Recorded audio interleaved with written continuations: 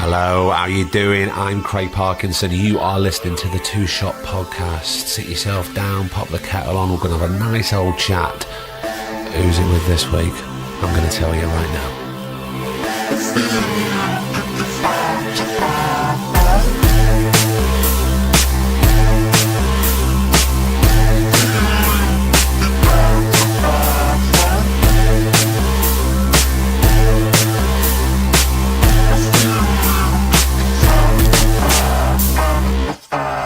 Here we are then. How the devil are you? I know you've been very excited. It's episode 10. We're very happy that we've got to episode 10. We're really happy with all our guests. We're extra happy that episode 10 this week is Mr. Joseph Gilgun. Stop you screaming, you lot. I know you're happy. Well, what can I say? The great thing is about Joe is he's very honest, as all our guests are on the Two Shot Podcast. They're all very honest. They're very relaxed. We've been trying to work out dates with Joe for a while. He agreed to come on a fair bit ago, and he doesn't really do lots of interviews. I'm just looking at producer Griff. He's nodding his head. He doesn't do a lot of interviews. So the fact that he agreed to come on with us to have a natter is what's made our day, and I know it's made a lot of your days too, so I really hope you enjoy it. One last thing to tell you, please stick around for the end of the podcast. I want to talk to you about our Patreon site. I've got a big shout out for a hell of a lot of people who have been very kind and donated. So I will see you after Mr. Joseph Gilgun. We did a podcast, Craig. I've heard it. Did you? Yeah. What did you think? I loved it. Did you? Yeah. It went downhill because we realised, because I don't do any social media.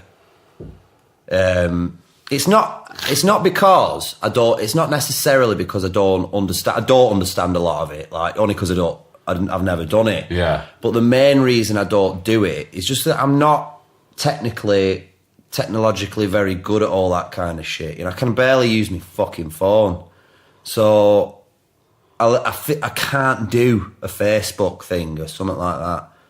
I just find every time... But anyway, so I'm going off subject, but... So what happened were... Just had a bloody spliff in garden.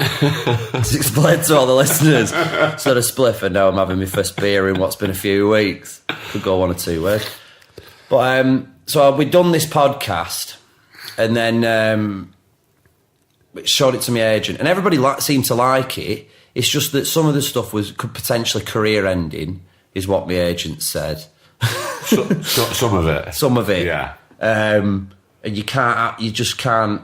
The thing is as well, is you can't, and this is why I'm bringing social media into it, is that with things like, with big jobs, with things like, with the way our work's going now, a lot of the actors obviously are involved in social media, and it's got a big pull to the audience. A lot of people are checking that sort of stuff out, and I don't do that. I've sort of said no to all that, and it means that I don't have to do that. I can just concentrate on my acting, you know. So if I was to do like a podcast, it opens a bit of a floodgate, really, that you can't control. People are going to want to know why at the moment no one gives a shit that I'm not on Facebook, you know, no one cares that I'm not on Instagram and all that. Do you know, it does make me feel sad about it. I go on like people's Instagrams and stuff. You never see a shit life, do you? I've never looked at Instagram. Have you not? No, we're on Instagram for the podcast, but I leave all that to Tom. Griff, Yeah. And he sorts all that out. I don't, only because I've got it on my phone. I don't know how to do it. I generally don't know how to do it. No. I've just started to get used to Twitter just for this podcast. It just fucking gets me down. I look at it, I just like, everyone's like living the most incredible life, you know, and they all look fucking fantastic on Everest with the bird and fucking Alan the Sherpa that took them all this, you know, they've been through this near-death experience, or then the next picture they'll be on a fucking beach. It's just, I just think, Christ, all I've got is a push bike. You know what I mean? My fucking photo taken next to that. That's all I've got. Not even got a bird. Like girls, I've got nothing to offer a girl, really. If anyone's in the market for a man who hasn't showered for 4 days, the only reason I've had a shower is for you, really, and the listeners. I'm honoured. So Just imperial leather. In case no one knows who's talking, this week we've come to producer Griff's kitchen to sit down with a podcast first. Is a podcast first, I think. Yeah. It's Joseph Gilgun. Thanks for having me. You're more than welcome. It's nice, isn't it, in Griff's house? I love it. I said he lives the life, doesn't he, in here? He really has. He's been round mine, and I've been round his now, and I think he's doing all right. Nice high ceilings. He's our posh handsome mate, Griff. You want to see his body under that? Have you ever seen his body? He's ripped. He is fucking jacked, this man. I think You're not doing it anymore. Jay loves it. Look at him. Keep it going. Go on. Keep it going for Griff, please. Joe, how's tricks? I'm doing all right, man. I'm doing all right. Like peaks and troughs, you know what I mean? I'm not perfect or anything, but I seem to be doing all right at the moment. I got, like, every now and again I do get a bit down in the dumps. Don't we all? But I seem to be clawing my way out of that. It happens when I finish jobs. Like, do you ever get that? Well, finish a job and just sometimes plunge. I feel if I finish a job, I go, I feel so relaxed, and then I get ill. Yeah. But sometimes I mourn a little job. You are? I mourn it. Yeah. Well, I don't know what it is. It's like, it feels to me, it's like running into a brick wall. Suddenly everything just stops and it all goes really quiet. I don't quite know what to do with myself afterwards. And also, like, if I've been away, I forget how to be with my bloody mates a little bit. How do you cope with being away? Because it affects people. Yeah. I know some people that absolutely love it, and I love it for about a few days, and then I just want to go home. You get a bit lonely. Yeah. I don't know. I think I go through a lot of phases. I've been away for 6 months on the last job I did, and that was far away from home. That was abroad, and I do miss. I think. Do you know what, man? I'll be honest with you. I'm shocking myself saying it, but I think I coped with it quite well. I didn't initially. I remember when I did my first film in the States. I did it for this big job, and I honestly, man, I was shitting myself. Like, I could barely cope on going through customs. I remember going through customs, just having like this out of body fucking panic attack experience. I didn't go to ground or anything. I rode it out. There are tons of people who were just fucking hard as nails for riding out these waves of anxiety and that. Was the anxiety about the job itself or going out there? It's all at the time I was doing that. I was just coming out off the back of a bad bout of bipolar, and it was. My anxiety was generalised. It was about all kinds of stupid shit. I mean, mainly what I've learnt is it starts somewhere, doesn't it? It has to start with a what if. Yeah. What if this fucking happens? And then before you know it, you're worrying about, if you've got bad anxiety, if you're crippled by it, you can be worrying about the next nuclear fucking war. Like, it somehow, snowballs. you've just goes completely off track. Yeah. And it's just a nightmare to find your way back, the source of where that came from. Because that's the key, really, sometimes, is just getting to the bottom of what can I do anything about it now. At the time, it was for The Last Witch Hunter in America. And I remember my agents, who were amazing, they really understand all that. I think a lot of actors do suffer with it. And they were saying, look, do you think you can do it? And I was like, I fucking have to do it. This is like any a dream job, like for any reason to go across the waters and film and that stuff. Because I never thought I'd ever get that opportunity, man. I thought that was reserved for the upper classes, like your posh actors, your Benedict Cumberbatches and them kind of gents, So I really didn't ever think there was any potential for me to go out there and do something like that. I remember my mate, one of my mates, Michael Soccer, he'd gone out there and done a bit of I don't know what it was he was doing. I sound like a bit of a twat now 'cause I can't remember it. But he you know, I remember thinking, shit, man, he's gone and done it. Like, he's managed it. They've got like and he's from my kind of a background, you know. Yeah. He's a working class lad, and so I think seeing him do that made me think, well, it's fucking doable then. It's definitely doable. So when that opportunity came up, I was just like, if I don't do this, I'll regret it for the rest of my life. This is my in. Of course. That's the way I saw it in my head. This is my way in. So I just did it. I remember my agent saying, are you sure you feel like you can do this? I was like, I've got to. I said something really corny, and I remember exactly what I said, right? What did you say? I said, I want to take the bull by the horns. I want to pull it to the ground. I want to fuck it up its arse, I think is what I said. But it sounds really aggressive, the fuck it up its arse now. It does. Doesn't it? Yeah. It's uncomfortable. It jars with you a little bit.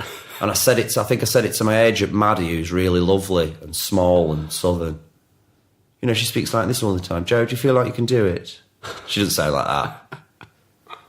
Yeah. Joe, I do want to go back and talk about sort of ADHD and things like that later on. All right. But I just want to go back to your home life, kind of start at the beginning. So with your mum and you've got two sisters, haven't you? Yeah. And what do your parents do for a living? My dad isn't so good. My dad's like he used to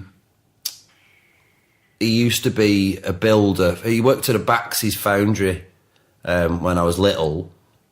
In Chorley? In Wigan, it was, yeah. And was it in Wigan? I made that up. He doesn't know. Yeah, so he worked at a foundry. My mother was a stay-at-home mum, and eventually my dad, he got made redundant from the foundry, and he ended up doing lots of little jobs here and there. What did he? He was like a bloody window fitter for a while. But he was always, my dad, it's a shame, man, because my dad was always a brilliant carpenter, you know. Yeah. He did everything in our house. It's all fitted and all our walls are bent and warped. It's like this old knackered cottage, you know. But he doesn't, he's like, he drinks a bit now, Dad. So he's not, you know, he can't work. It's like, it's just not safe for him to work now. And he's getting old as well. Christ. Yeah. I'd be furious if it had said it. But he's a good dad, bless him. Tries. And what's the age difference between you and your sisters? Well, our Jenny's 2 years younger than me, and Rosie's 4, so... Right, so they're not massive amounts of difference between you. No. And what do they do? They run a cafe in the middle of the woods, and I live in a derelict part of that, in a room, be at, like, around the back of it. Yeah. Yeah, that's my life now. Yeah, so they run this little cafe with my mum. It's nice, man. They've got a nice setup. I mean, I don't know whether they're making any fucking money on it. Like, I think they're losing it. Are they happy? Yeah, they seem to be. Yeah, they seem to be. They're amazing. The girls. Like they just fascinate me. Like, they're younger than me, but I mean, mentally, they're way more mature than I could ever dream to be. Like, they just really got their heads screwed on. They work their asses off. And my mum, she's the same. She works like fucking mad. They're amazing, all of them, really. So it's an age where I can appreciate what, you know, I can see. I've stopped being star in my own movie recently. Just realised they're amazing, that little bunch is. So what was school like for you? It wasn't good, really. School was good. They tried with me. Primary school, I was. They told me I had dyslexia. I remember all the kids getting homework and not getting it. I know now at 30 that I wanted that fucking homework. I wanted to be able to go back and say I'd done it, but my mum and my dad, it wasn't that they weren't helping me. I had a good mum and dad, you know. It's just that I couldn't get it. I couldn't grasp it. It was too far beyond my realm to affect at the time, you know. So a lady called Mrs. Skeens, she had heard of dyslexia. There was a talk of it, and this lady came in. I can't remember what her name was, but a kid told me that she had boobs like melons when she got there. I remember just fucking finding that hilarious. That's amazing that I've remembered that shit, actually. He was older than me. He was in the, like, you know, I never put two and two together that he was probably struggling as well. But anyway, so I got diagnosed with that at school, dyslexia. And did they sit down, did they explain to you what it was? Yeah, I remember my mum just telling me that I'm not thick. You're not thick. You're not as academic as the other children, and that's all right, you know. And it's not that I've not to try. She was a good mum. I did have it good. Like, my teacher, Mrs. Skeens, was very understanding of it, and we worked really hard to sort of improve where I could. I remember every single day I had to do capital ABCs and lowercase ABCDs, and that really improved my spelling for a time. But I'd always write backwards and fuck things up, you know, that way. And did you feel a sense of relief, in a way, when you were diagnosed? Because you were, obviously there was a lot of frustration there when you couldn't do the homework. So you knew that it was... Yeah, I was sick once. I remember doing this. We were all made to do a small essay. It was like an A4 piece of paper, and I remember this lady, Mrs. Jones, was over my shoulder, and I was going, I'm ill. I remember saying, I'm going to be sick. I don't think she believed me. I think it was just the stress of having to write all this stuff. So to be able to point at something and go, oh, Christ, I think more for my mum and dad as well, who were worried that they had a complete simpleton on their hands here, you know? Yeah. Like, oh, it's dyslexia, thank Christ for that. Yeah. Maybe something can be done. But they were very understanding. It was frustrating, though. I remember I wanted to be like the other kids. I remember Ben Hewitt was a kid that stands out. He had this incredible handwriting and just grasped everything straight away. And I remember just thinking, how the fuck do you do that, man? Yeah. Like, how do you do that? I'm still like that. I'm still terrible. Like, we were laughing at one of my spellings today. I was showing my mate Tomo on this walk how I'd spelt scientists. And I mean, it's just like... It couldn't have been more wrong. He pissed himself. You know, you've got to be able to laugh. That's what I've learned. You just learn coping strategies and shit. Do you know what? I can barely read and write now. My spelling's so bad. Like, I'd need someone who knows me to be able to make sense of a lot of it. You know, like my mum or one of my close friends, or my sisters or something. And obviously we're jumping around now, but how do you deal with when you get scripts? Sometimes, you know, you'll get sent a script and they go, oh, they want you to see it tomorrow. And also, you've got to learn it. You've got to be off book. Yeah, I just tell them they need to give me the time, otherwise it's just completely pointless. You know, I think if I can't give you it, if I can't be as good as I can possibly be for you, then don't see me. Like, it would make no sense to see me. And just be upfront and as honest as I can about it, you know. Yeah. And I've never had one director or one casting director say that that's... They've always been really understanding. You know, this is it's been the millennia. And since then, it's just people's understanding of it is... I remember when I went away, and I remember I got to an airport, and I said to this guy, I was like, mate, I can't read or write, and it gets really bad when I'm anxious. It just spirals out of control. And this guy went, well, you've got problems then, haven't you? I was like, what? That was the first time in a long, long time I'd got that kind of a reaction. Where was this? This was I was in America. It was one of my first times getting to an airport in the States. And was it when you had to fill the cards in or something? It was at I'll tell you where it was. It was at what's that fucking massive one? You've got to get on shuttles and that.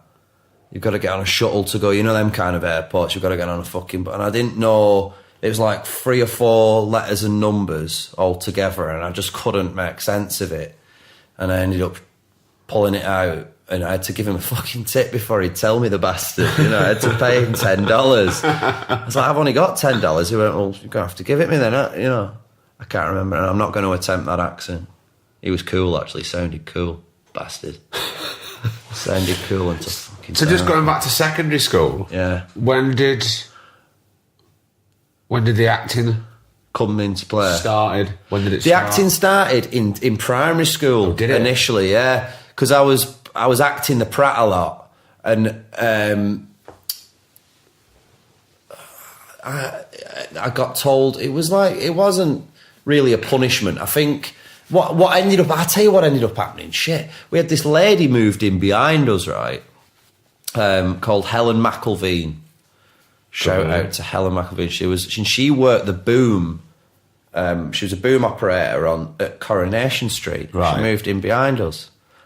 And she said, you know what? I see kids like that all the fucking time. Irritating little bastards who just can't sit still, you know.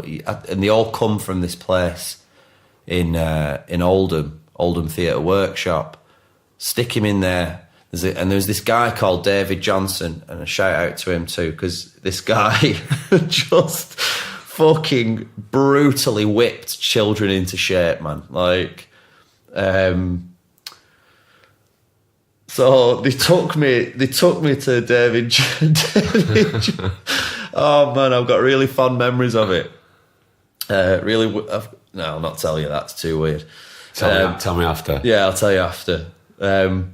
But remind me as well, because that is... I will. I've got a list of things that we'll do off mic. I wish I knew what happened to that ring. But anyway, so I got a fucking... I got sent to Oldham Theatre Workshop. What age were you now, mate? I would have been 8 years old. Wow. Yeah, I was only young. Was this a once a week thing or once? And I can't remember it. I was there all the time. I did plays and stuff, and I remember running up toward Christmas. There'd be one after another, play after play after play after play. But we got sectioned off. There's a group of kids on my first day. We got sectioned off. I got sectioned off with a group of other kids.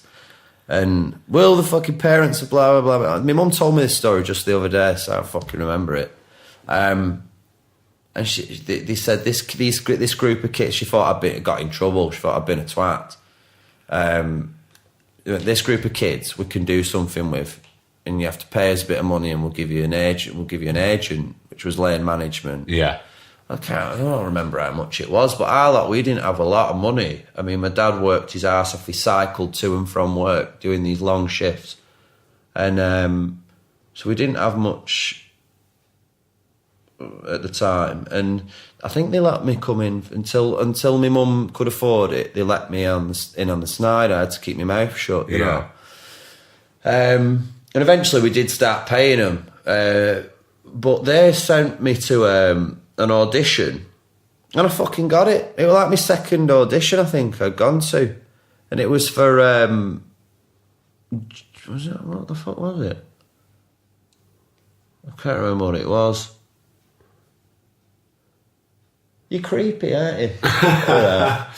It's because Griff is mooching around the dining table, filming and taking photos, and poor Joe finds it slightly creepy. And he doesn't talk like when he's doing these things. He doesn't speak. Refuses to speak. He's there, people. He's fucking very much there. The leering pervert. He's got a big smile across his very handsome face. Look at him. Don't talk to him about his handsome face. He loves it. He doesn't need it. He doesn't need it. I need it. I need it, not Griff. Joe, we're going off track. So handsome. So Oldham Theatre Workshop. Yeah. How long were you there for? I was there for years. Putting on different plays and productions, and David Johnson was like this really strict little man.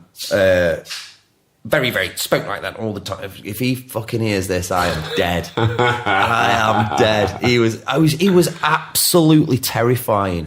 And I think that the man might have been a genius. I really do. Like, the discipline he taught me, he made me, it put me in a place where it was like, all the players, it's all about, it's not about what you're doing necessarily, though there might be casting directors, there might be someone important and influential in the industry, in that audience, there might be. That could be the night that person goes, oh, fucking hell, you're the one I'm after, for this big role we've got in mind. I mean, that does happen. It's always like that, isn't it? Right time, right place. It is for a lot of people. Yeah. But I think David's role was, and that acting school was, this is how you need to be. If you want to fucking land a role, then you have to be disciplined, on time. I'm never late, man. I'm never, ever late. On time, yeah.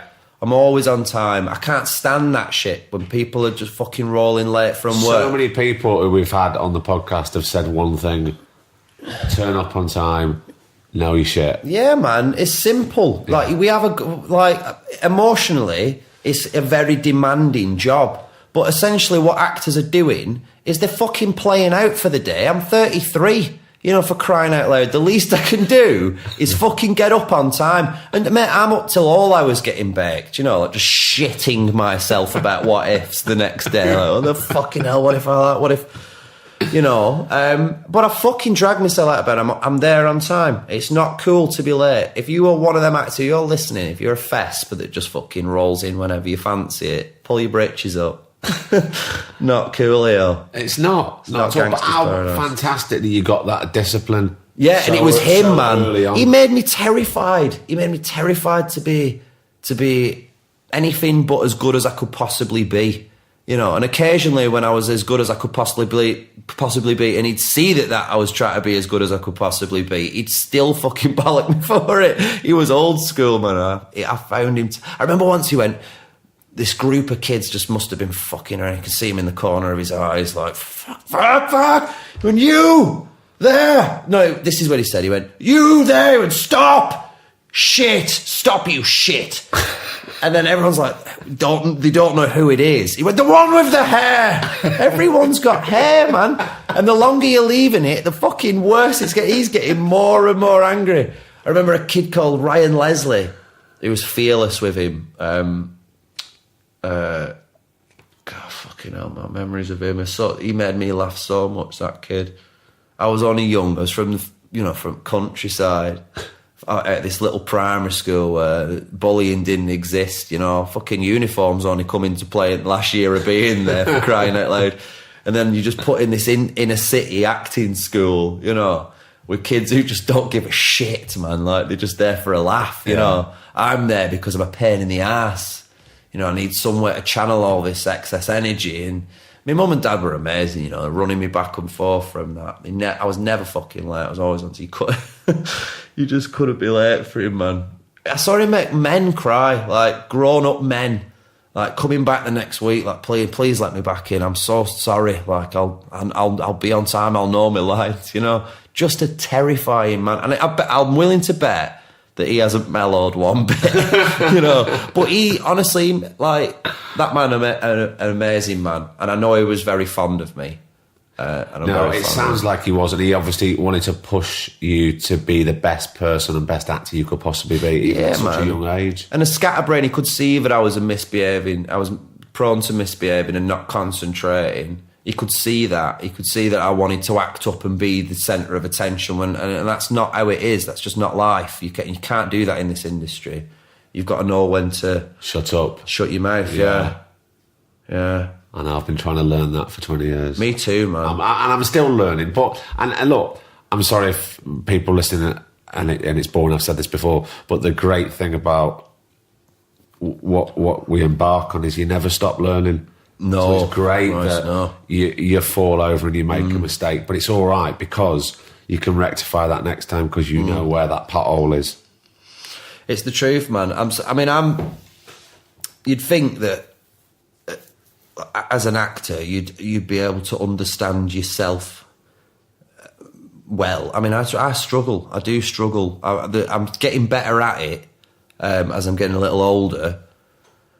But I've struggled to know what I need, and especially when it comes to roles, like, I've struggled to know how to censor myself against what I'm doing, and not to get too wrapped up in things and too obsessive,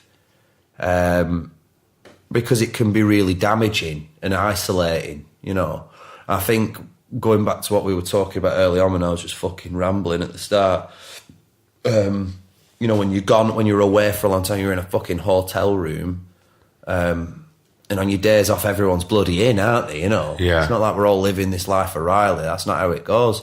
that can be very lonely if you're in that mindset, you know. And I suppose that's another thing I've learned, to be able to live with myself, you know, when I'm doing these jobs. That's one thing I've learned. I suppose, and also to teach myself recently. The older you get, the better you know yourself. Yeah. So then you know what you need, not to go down that rabbit hole. If you're going down the loneliness thing when you're away, you go, right, I need to get stop watching out. Ted Bundy fucking documentaries on YouTube. Yeah, don't do that. It's not mainly Ted Bundy. Like, I'll go through a few, you know what I mean? I'll not just watch the same documentary over and over again. I mean, that's definitely how you get yourself ill. When I was really, when I first started getting telework, when I was doing Emmerdale, I really struggled, man. Like, I got so depressed, my fucking hair fell out. Do you remember that, Griff?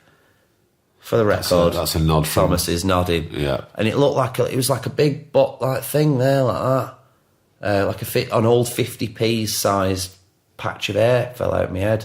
Why was that? I was just so depressed. Because of what? Because considering I just didn't know how to cope, man. You were going home every day, weren't you? No, I was living up there. Yeah, I was up there and living on my Todd for the first time. How old are you now? I would have been young, man. I'd have been like 21 or something. 21, 22, something like that. You know, still I had a good hairline. I remember having a decent hair, better than now. And but at the back, it started. My hair felt. I remember all my hair felt falling out. This lady went, this makeup artist, she went, "Have you always had a little bald spot there?" I went, "What are you talking about?" She went, "You've got this little patch." Anyway, so they had to fucking spray a little. I had to get makeup on it, you know. And do you think you were unhappy because you were worried, or? Well, it turned out that I suffer with bipolar, and we didn't know that. I was down as being a kid who was probably under a lot of pressure, but and when was that diagnosed? That was diagnosed after I finished Pride. Right, so we're not long ago. Yeah. So I've been on all the wrong drugs. You know, I've always been on some sort of an antidepressant or a sedative or some shit to stop me going completely off the rails.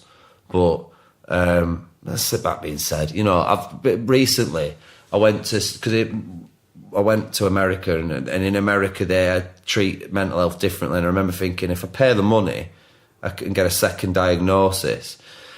And they said it was like, this guy said, "Have you ever ran down the street naked?" I said, "No." He said, "Have you ever done stupid things that might hurt you or someone else?" I said, "Well, not really. Like, nothing that's, I won't put it past me, like, but I don't remember that sort of a thing, you know." Basically, by the time we got to the end of this conversation, it went on and on and on, all these sort of questions. Euphoria, do you ever get euphoria to the point where, you know, you can't sleep for days? And, you know, it turned out I didn't have, you know, if I have bipolar, it's called something called fucking hell. I'd do well to remember this, really, wouldn't I? I've been brought in. It'd be good to finish the story. Yeah. It's not a deal breaker. We can always Google it. Tom, will you Google it? Cycler something or other. Yeah, he's going to safari this situation right now. He's on it. Christ, I feel like Joe Rogan. He has a bloke that does all that, doesn't he? But you know what? He talks. He actually will say something. Why can't we get one of those blokes that does that? Chatty fella, nice chatty fella. It's only because we're a young little baby podcast. He's got on about episode 500. It's because a kid told him that once he sounded like Gary Barlow. See, this is the great thing about having a really good mate of Griff's on the podcast. We can get a lot of secret information. Oh, I can give you tons, yeah. I think that should just be a whole other podcast in itself, to be honest. Yeah, man, we can do that. We'll have another night. Get Griff. Bring him down. Bring him down like the rest of us. So while Griff's on the Google... I'm searching. Stop the press. searching at the moment for cycler something or other. No, cycler, put mental Cycler health, depression. cycler, fucking question mark. That's what you want. Don't he sound like Gary people? He's so gonna edit that out. Don't edit it out. Tell them what happened when the year 10 girl at the school I was teaching at sounded like. Oh yeah, he told the child to fuck. So this girl, it sounded like, do you know what it sounded like? Just like Gary Barlow, you. He went, fuck off. I'm sorry. Oh. I'm so sorry. Told the child to fuck herself. How old was she? Year 10. Oh. 15. Do you remember when you screamed cunt in Grace's face and fell off that wall? You just, with your fist back behind you like Wolverine. Fuck! In her face like that, all her hair blowing behind her. She's called Grace. She's little and blonde. Awful. Have you found it? No, man. Pointless this. Come on. So we've gone off the rails. on. So I don't know what's wrong with me. Corrupting minors. So I've ended up taking, I'm on as lower meds as I've been on and at the moment, and I feel good, man. I've worked out the fucking key with my age. I've started way too late, but I've learned the key.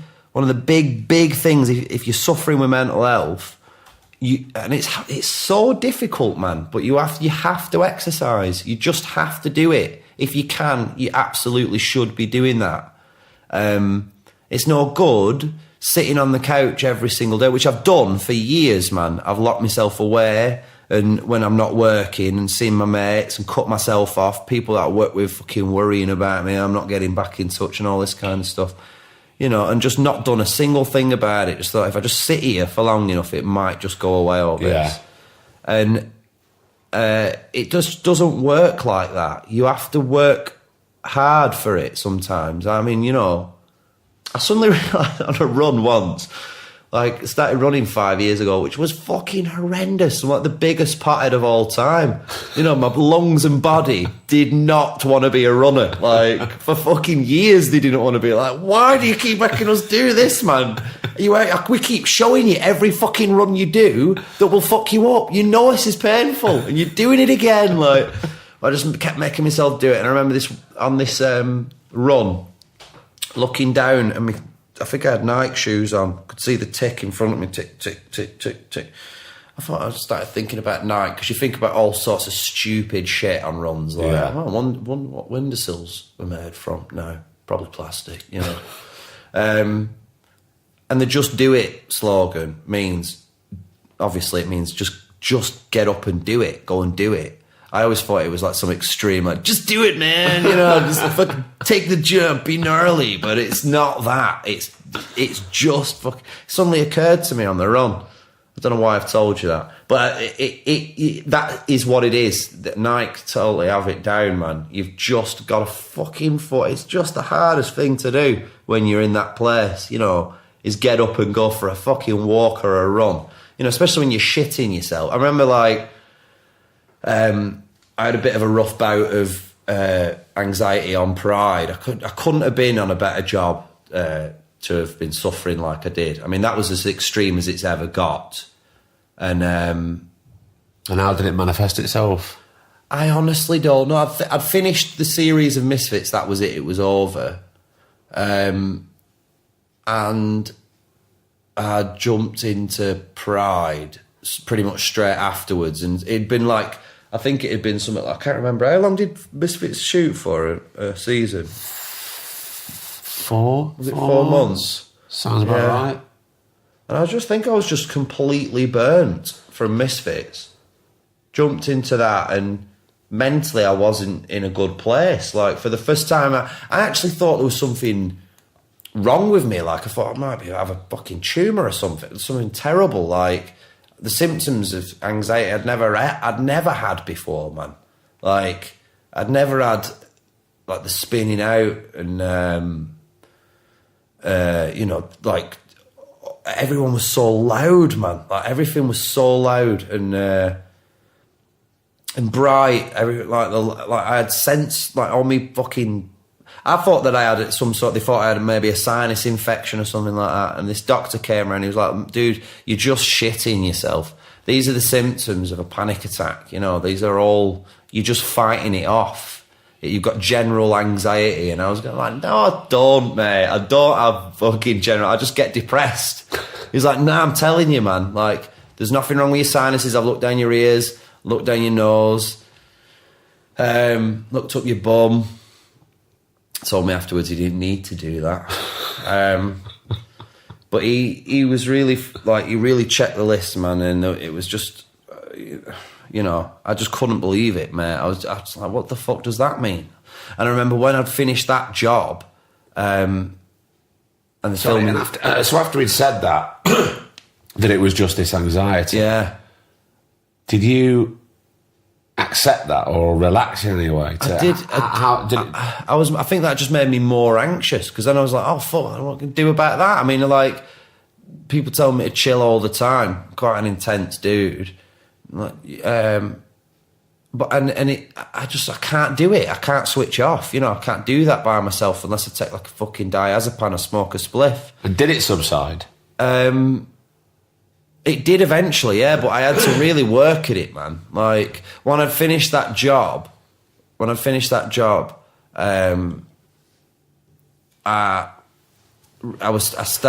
couldn't even go to the shop for fucking milk by the time I got home. I was sleeping, I'd gone and moved in with my mate, and I was sleeping in, like, my bedroom was the front room of this house, and there's like a main road in front of that. I just remember being super anxious every night in this front room, like people having fucking wars outside, like battles, like, Trevor, it's not worth it, leave him, Lee. People fucking threatening to knock each other's dogs out. I'll knock your fucking dog, I swear to God, I'll knock it clean out, lad. You know, hearing stuff like the stuff you'd hear from that fucking window. Just shitting myself. I can appreciate it now, it's funny now, but at the time I was thinking, oh, please don't knock any dogs out, I just can't bear it. But anyway, so that, it sort of, I'd never had, it was around that period I realised that I use my anxiety, it fuels me. Like, there's not a single job I've ever done where I'm not thinking I have to fucking do as good as I can possibly be, as good as I could possibly be. I mean, I know every actor must feel the same way. I don't know. I've met some that act like they don't give a shit. I think that's the trend, though, you know, as well. Do you think? I think there's like a weird entitlement for some, and I think for some it works. You know, I think it actually gets some fucking jobs. You see bell ends all the time. Yeah, no, I agree with that. You know, you're like, how the fuck have you managed that when you're as big a wanker as you are? It's because someone somewhere digs that. You know, they see that ego as being... Because, you know, we all have an ego, actors do. I think artists do to some extent. Yeah. And it's mine's a very fragile one. But, you know, you see these fucking people like that. Your A-listers... Half of them are fucking psychopaths, man. You know what I mean? Like... Hi, producer Griff here. Normally we like to let these podcasts ramble wherever they want to go, but in the interests of not wanting to wreck anyone's career, I've had to do a little bit of an edit job. Normal service will resume shortly when the A-list of Hollywood have finished being castigated by Mr. Gilgun. Nice one. Yeah. This is not fact, and this might not make the edit, but please. He says...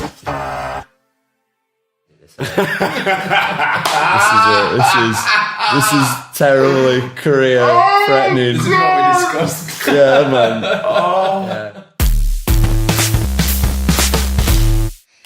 Did you ever think when you were at Oldham Theatre Workshop, when you were there up until what age? It's going to fall down now, that. I love it. Get a picture of that. Where are you now? You know what I mean? Creeping around over here for hours. Sneaky bastard. Sorry. Go on. What age were you? When did you leave? I was 8 when I went, and I'd have been about...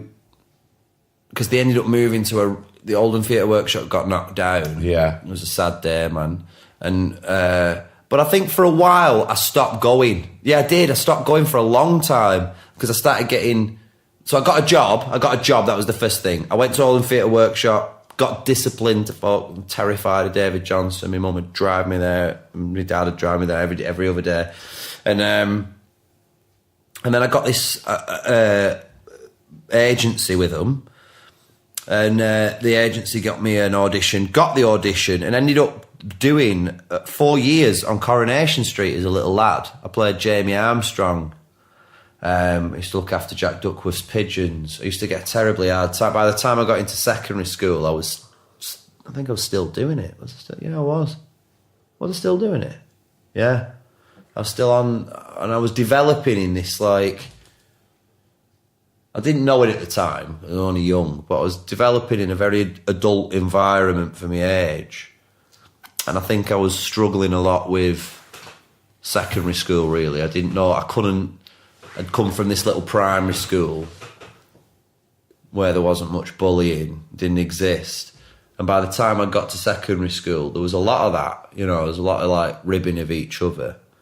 And that was a big fucking wake-up call, man, that, like, going to secondary school. I remember it being very jarring and getting tough quick to it, you know what I mean? Like, you've no option. Did you feel supported by the teachers at the secondary school? I did, yeah, some of them. I think to some degree I was like an annoying little shit, dude. Like, cocky little bastard. I was at that age. I don't know. I don't remember much. I remember a lot of frustration in secondary school, and I don't necessarily think it was the school's fault at all. Like, it was just my situation was very difficult socially, knowing how to deal with, knowing that I just constantly felt like I was on the defence with people. Yeah. And struggled to let people in, I guess,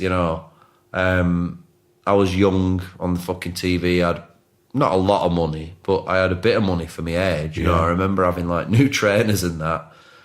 And that was a new thing. Like, our family couldn't pay for to afford the fucking drama classes, and I was able to get everyone a big shop. Like, it's a big deal, man. So, and was the drama on the syllabus at the secondary school? Yeah, eventually, I think, I can't remember. I might be making this up, so don't put it past me, but I think you had to get to a certain year before you did drama. Right. Might be making that up, though, dude. Do you remember anything about the classes? I do, yeah. I enjoyed it. But did you feel, because you'd been doing a workshop for so long, you were way ahead, or you felt... Yeah, I did, I did. I did feel ahead. Not in a smug way, just because you've been doing that. Yeah, I just knew... I knew it wasn't... there was never like it was something that was familiar to me, you know what I mean? I just thought, this isn't a class where... It was a class where I could achieve, man, is what it fucking was, more than anything. Everything else, all the academic classes, English, maths and all them, I just couldn't grasp it. But drama, straight away, like, that was something I knew I could do. Yeah. Like, so I loved it. I loved the drama class. I found it easy, in a sense, just because there wasn't the pressure of the academic classes. So a bit of a release. Yeah, right? Massive release, yeah. But at the time, during this period, as I left Coronation Street, I remember that when that all stopped... and that stopped for a few years. I didn't go back to an acting school for a few years. I went through my teen period, really, having spots and getting into fights and being a cool guy. I wore a lot of Brill cream in my hair. I remember that. Having a really shiny forehead all the time because it's fucking Brill cream. Like a glossed man. Yeah. I remember the way I met Quayle, I think, was... one of my mates, Quayle, I met him. I was being a twat with him in a cream outfit, a Reebok Classic wearing wanker, one of them dickheads. We've all been there. Yeah, I mean, I started to have a pair of Reebok Classics. They've got trendy now, haven't they? They've come back. Yeah, they always have. Comes full circle. Do you ever feel, because you'd been essentially training since you were 8 at the workshop and getting that discipline, did you ever feel the need to go to a London drama school? No, I didn't. Like, we never considered it, man. I don't remember there being any chat in the air about that. I remember a friend that lived up the road from me. He lived in a big house, and his dad worked for the telly, and he was going to some boarding school. So there was a bit of talk in the air of me potentially getting a grant, I think, at one point, but we just never really when committed grants to it. existed. Yeah, back in the day. Yeah. I didn't know they'd stop doing grants. I'm out of touch, me. I only watch YouTube. I do. 10 brilliant things found in back gardens. We could talk about that. Honestly, found a plug, didn't they, Griff? Found this plug in a fucking rock. The lads don't believe it. It's just fucking, it's like, it's been proven, boys. Like, the scientists, they've been at this, you know what I mean? They've been checking rocks out. They know it's a fucking 5 million in rock, man. But you're hammering it. I don't. Do you ever think about giving up acting? Sometimes I do, yeah. I think, like, I'll start a life in the meadows of Ireland or some shit with some fucking thatch roof and wear massive jumpers. But, you know, I'm just a fucking fantasist. I live my life in my head. You know, every run I have, I'm like this fucking marathon runner. You know what I mean? Remember when I said I'm the star of my own movie? Like, I literally am in some, like, getting home, running up to my mum who doesn't understand. Oh, yeah.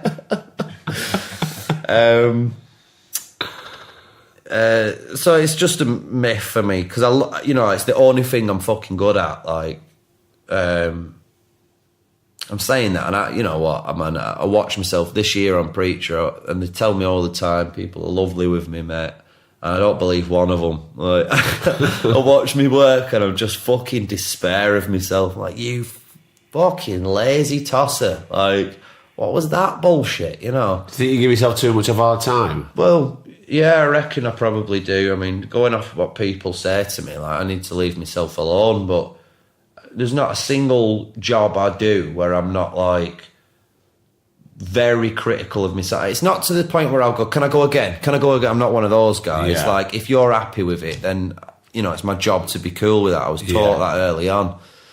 And the thing is, as well, with actors, I think a lot of us don't, when the scene's going down, you win some and you lose some. Like, you might have been brilliant in that, you know, but we'll only ever watch ourselves. That's why most fucking directors don't want to play you what you've just done. They don't want to give you playback because you might only watch yourself instead of watching the fucking scene, you know. Which sort of turns into a vanity project. Exactly, yeah. So you have to let it go. Well, I don't watch. I love to, man. I stopped watching. I'll watch it and, like, if they'll let me, you know, if there's time. There's rarely time, you know. But if the opportunity arises, if they play back on camera or whatever, I'm one of the ones at the fucking monitor, like, desperately trying. And I'm only watching myself, you know. I'm that twat, you know. I'm not like. But are you completely self-critical about what you do? Very, yeah. Like, you know, there's certain scenes that you, every now and again, you just don't feel like you quite found it. You know, you might have understood what was going on, but you couldn't find that in you. After that lasagna or whatever you've had. You've overwhelmed by a lasagna at lunch or whatever. That's ridiculous. I never bloody eat lunch. I'm so fucking busy shitting myself. I never eat it. I lose loads of weight on a job, man. Like, because I just can't get it down. You know, I'm fueling myself because if I don't, I'll die. Like, that's the only reason I'm eating, really. I said that to a therapist once. She went, do you feel like that often? I thought, I do on jobs. I do. Like, I come home, I'm always starving when I get back, ill and hungry, like you say. Like, yeah. Did you ever feel disillusioned by the whole game, Joe? Because you've been doing it for so long now, and you've done, you know, loads of different stuff, and you, work-wise, you know, obviously brilliant training with the workshop that was drummed into you so much. Yeah. Yeah, sometimes I feel a bit out of touch with the rest of the world, you know. In what way? And I have a bit of an imposter syndrome thing with it, where I don't belong there, and feel like I should have this life as, I don't know. Do you not think we all feel like that, though? Because I know I do. I'm always scared of getting caught. Always scared of getting caught out. And you always think, right, well, that's it now, innit? Yeah, I've had a good run. I think I just feel sometimes a bit out of touch and I mean, there's another like with the whole social media thing as well. It's getting to a point now where I'm definitely out of touch with things. You know, I couldn't understand what a hashtag was for ages. Could I? Kept going hashtag. So every time I do something stupid, like I got hashtag Gilgun life, and I was doing that for a long time. I was doing it in interviews and stuff like that. It turns out you can't hashtag life. Didn't know, man. I just didn't get it. Like, I do feel a bit out of touch with it. Sometimes, because especially if I'm in a bit of a funny headspace, you know, I struggle to socialise, and when people's first impression of you is often important, you know, and if their first impression of you is only your work, and you're feeling and you're in a bad place, you know, you can't. I don't know how to say it. Yeah, I struggle sometimes. Is the easiest way to put it. But I do adore my job, and I know I know how lucky I am to have it. I'm incredibly lucky to have it. Because I don't know what I'd do without it. Like, really, I don't. I can't do anything else. It's this or H&A Wines again. Did you ever want to do anything else? No, I didn't. I didn't want to. You know, as a kid, I wanted to be a fucking fireman or some shit like that. Yeah. You don't ask a kid what he wants to be. I want to be an actor. Like, it's very rare. Or maybe they do now. I don't know. But I was never one of them. But I remember as soon as I went to, that was one thing I was good at. And I think the relief of me being good at something. They told me I was good. They told me a lot. You know, you're brilliant at this, man. You're brilliant. And I believed them. And you felt accepted? I did, yeah. I felt good and like on a level with these kids in that place, you know. They were all just like me. They were all fucking nuts. Every one of them was mental. So I had that in common for the first time in a long time. I was told I was good at something. It was a big deal. And I didn't need help, you know, to improvise or you're on your own, like using your wit. So... And I loved that, you know. And unfortunately, and it's worth me mentioning this, we went through in between plays and productions and stuff that we'd put on, we'd do a lot of improvising. And that was my favourite thing to do. We'd all get in a big circle and you'd be given a scenario. And it was up to you whether you pratted around or not, if you wanted to make people laugh or you wanted to get fucking moody, you know. Yeah. Rarely do you ever go to that moody place unless you're told to, in which case you fucking better hope that you can put out a moody performance, otherwise you are getting rattled in front of everyone. What the fuck was that? He doesn't swear. I shouldn't be swearing for him. I shouldn't be doing a sweary voice. If you called him Dave, sorry David. My name is David. Fuck. Sorry David. He'll kill me for that, you know. Yeah, but he really was amazing, that guy. He really fucking shaped me. But no, there's never been an alternative for me. I've always enjoyed, there's occasions where I think, oh, God, I should be a grime MC, is what I should be. Really? Like, what am I doing, man? Is this the fantasist again? Yeah. Or all this climbing, I'm telling you, man, you're going to be the next, Alex Bonderschnabels. Whoever from Sweden, the old Swedish ones are good, aren't they? Swedish climbers, or the next cyclist, you know, whatever. I believe it. I'm always in a role somewhere, you know, in my head.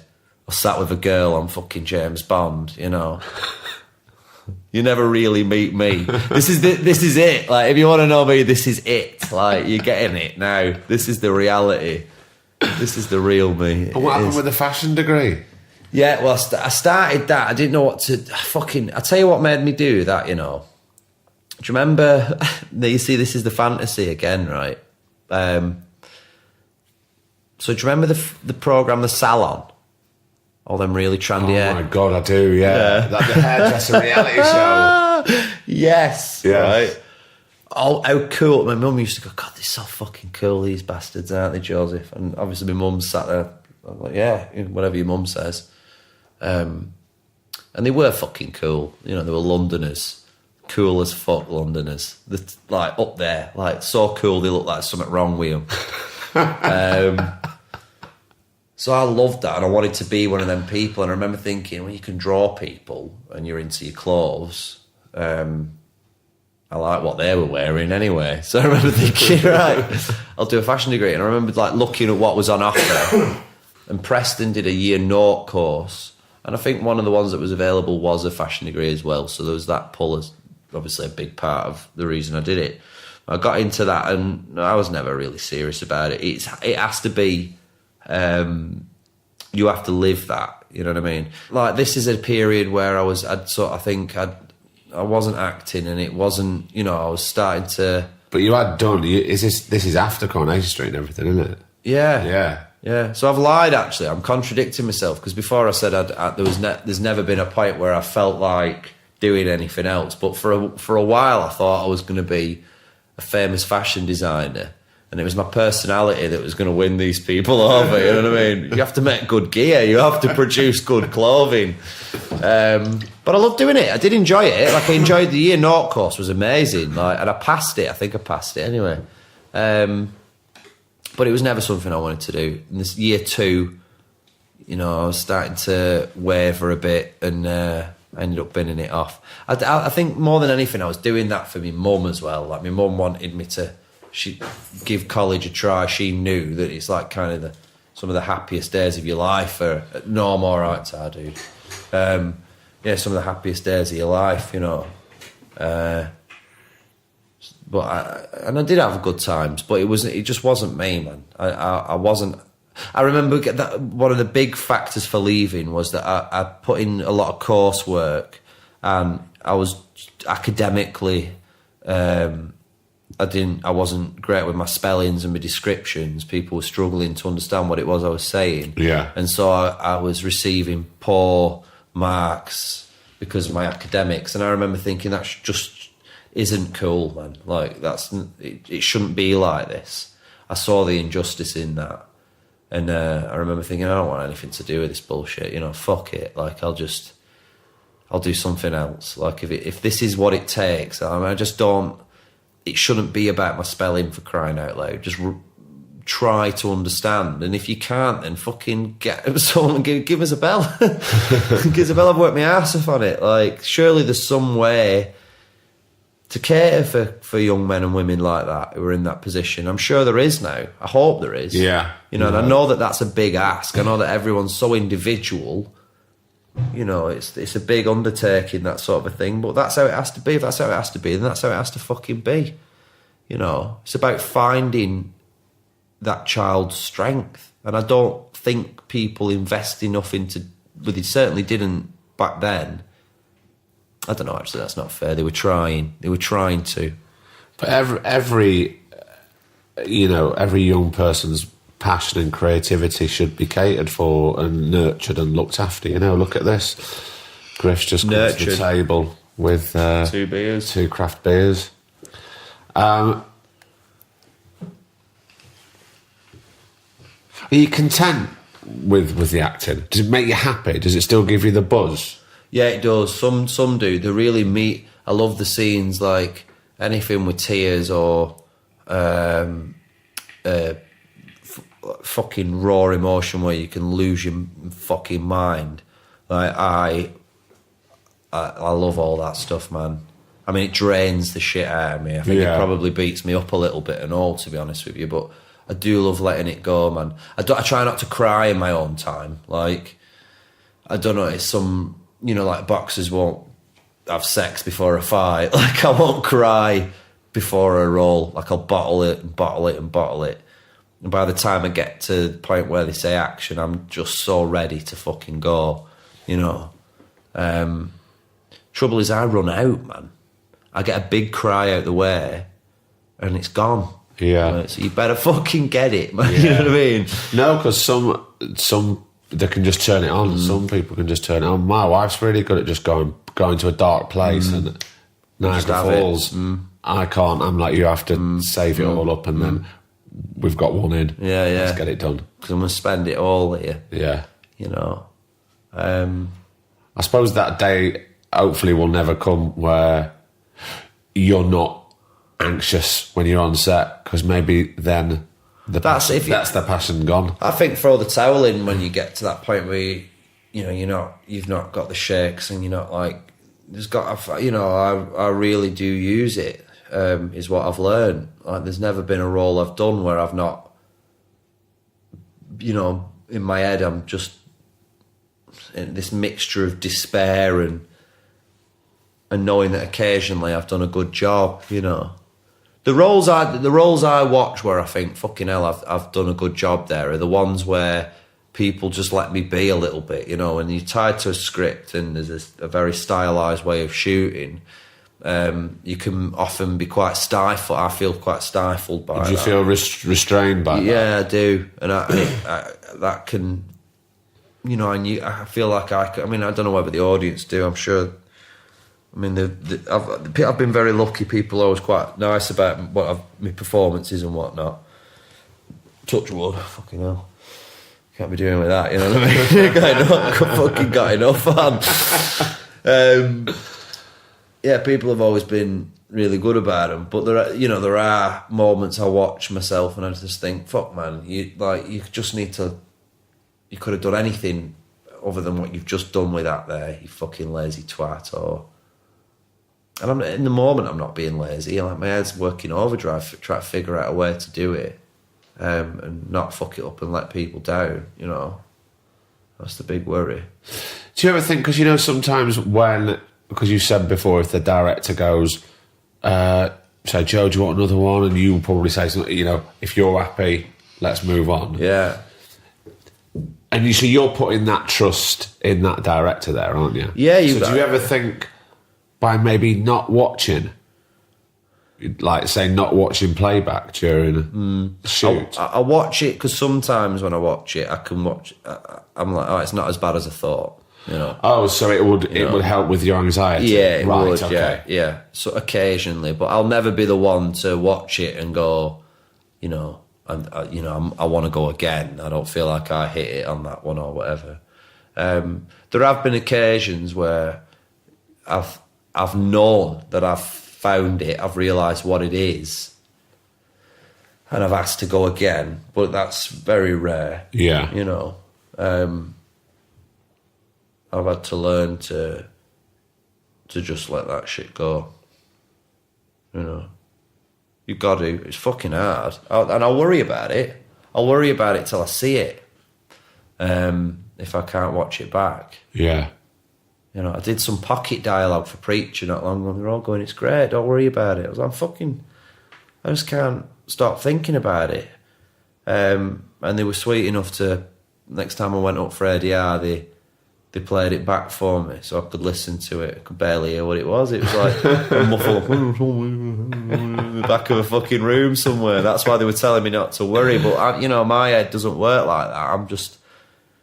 everything matters, everything counts, I've got to try my best to do as good as I can possibly do. And I'd been sprung with the script on the day. That was one of those moments where, can you do this as well? Like, right, so your level went right up then. Fucking off the scale, man. I was like, what? It's 3 pages, I'm like, I'm dyslexic, guys. I just need a bit of time. Like, maybe if you were to give me some, you can have some time. But then you're waiting, aren't you? You're waiting for me to learn it, I'm saying, But it doesn't matter. It's only pocket dialogue. It's like, it does matter. It does. It's my voice. They'll know that I've not tried.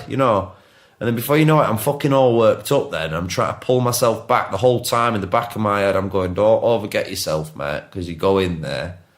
It's not that I don't throw paddies or anything, but I get upset with myself because I know that I can't. You beat yourself up a bit. Yeah.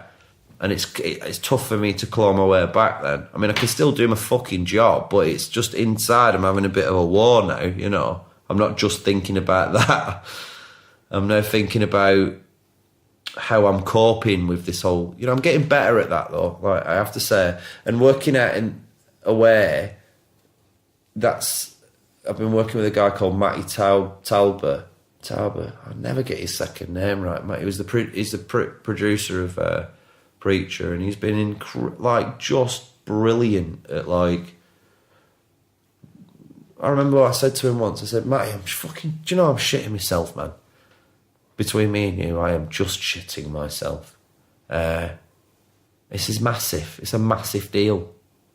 And I just hope I don't fuck it up. I'm just always panicking and worried that I'm fucking it up. He went, you're not fucking it up. And he went, and just so you know, he went, it's all right that you feel that way. He went, it doesn't make any difference to us. Like, we don't mind. We still like you. It makes no difference at all to us that you feel that way. But dude, what a fucking... It was just the best thing anyone could have said. Like, you know... I was just so sure that everyone could... My thing is I fucking try and I hide it well, you know. I hide it well, and people think I'm super fucking confident. But I'm just trying to shit you up. I'm just trying to scare you so you don't get me, you know what I mean? Like, I'm socially in control, motherfucker. Check out this for wit. You know, big dick on a wall. Hey, what am I like? What am I fucking like? Don't ever try it on. Don't ever try it on. But inside, you know, there's a part of me just thinking, shit, how am I going to handle this one, you know? Yeah. You know, I'm sure that's true of a lot of people. I think it is. We all love the mountains to climb. Every job's a new Everest. Yeah. But honestly, and I really mean it, I love your ethics. I love that you care so much. I wish you didn't beat yourself up as you do, but you know what? Me too, man. I think people should care a little bit more about what they do. If you've come from that affluent background where, you know, and you are in a position where you don't give a shit, just have a think on people who haven't, you know, who this is all I can do, man. This is all I can do. I don't know what else I'll do with my life, you know. I'm like, fuck me. I can't. There's nothing else I can do. I have to do this, you know. There is no other option for me. So if you're not sat there thinking how fucking lucky you are, then you are genuinely just a cunt. Like, you're just a wanker. Like, knock it on the head. Do something else if you can, you know. Leave it to poor bastards like me who, like, literally there's no one else they fucking can do, you know. Joe, I'm going to leave it there. Thanks for having me, man. Thanks so much for coming on. I love spending time with you. It's brilliant. Me, it's good to see you again, man. Right, should we eat some chilli? Yeah, let's eat chilli. Better be good, Griff, I'm telling you now, man.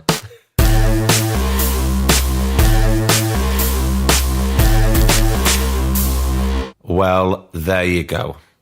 The one, the only, Joe Gilgun. How good was that? I really hope you enjoyed it. Look, I loved spending time with Joe. I don't spend enough time with him. And neither do you. So you need a bit of that in your life. Go back and re-listen to it. Tell your mates, episode 10, it's the big one, Joe Gilgun.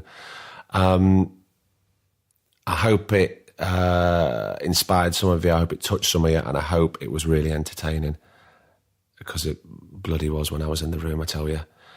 Now, do you remember at the beginning, I was speaking about the Patreon site we've set up, www.patreon.com/2shotpod. It's where you can throw us a bit of money to keep these episodes going, or to go, do you know what, Craig, producer Griff, I love your podcast. Here's a couple of quid every month. Instead of going to have that pint, who buys a pint for £2 nowadays? What can you get for £2?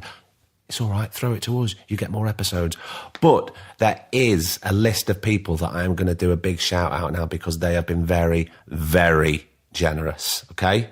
These are the big patron TSP family members, right? A massive shout out to you all. Listen up. John Griffin. You know it. I feel it. Thank you so much. Sydney Rivera Maybury. You are a legend. Nev Pierce. Love your work, brother. Thank you for joining us. The ever-lovely Shaheen Baig. So touched you did that. Lisa Stevens. Thank you. Oh, hello. It's Josh Pappenheim. Thank you so much. Proud member of the family. Wendy Colon, thank you so much. You are bloody generous. Peter Fletcher, there he is. Thank you, mate. Really appreciate it. Kelly Santos, you are particularly generous. In fact, all of you are massively generous, and we really, really appreciate it, honestly. We'll keep the podcast coming for you and everybody else that's listening, but especially to you lot. Want to join him? Go on the patreon.com/2shotpod website. take a look, have a look at the video, read what we've put out. And I've been Craig Parkinson. He's been producer Griff. This has been the Two Shot Podcast, and we shall see you next week. The Two Shot Podcast is presented by me, Craig Parkinson, recorded and produced by Thomas Griffin for Splicing Block. Our brilliant music is courtesy of Then Thickens. Cheers.